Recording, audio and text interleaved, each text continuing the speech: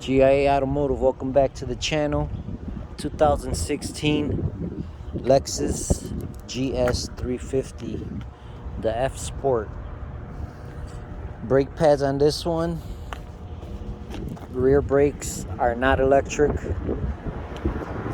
And the front brakes,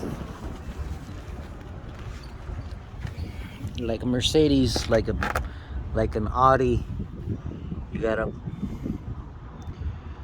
punch out this this locking pin here with a punch. This comes out that way, and your brake pads just slide in through here. You don't gotta remove the caliper. Very simple. Actually, it's a lot easier than most front brake pads that you gotta remove the caliper and compress the pistons. Really nice car here.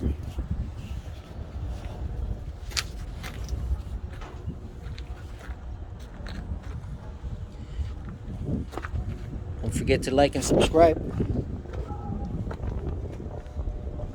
And I'll talk to you guys on the next one.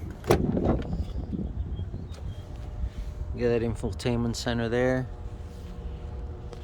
The F-Type has upgraded suspension, brakes, and that steering wheel on the bottom has a little like flat. It's not round, it's a flat bottom part of the steering wheel here. Thank you.